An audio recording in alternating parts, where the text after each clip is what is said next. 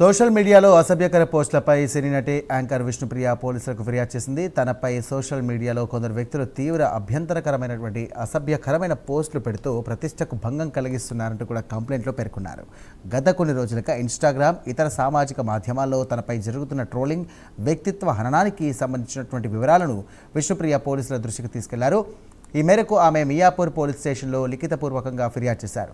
తన గౌరవానికి భంగం కలిగించేలా ప్రవర్తించిన వారిపై కఠిన చర్యలు తీసుకోవాలంటూ కూడా ఆమె పోలీసులను కోరారు.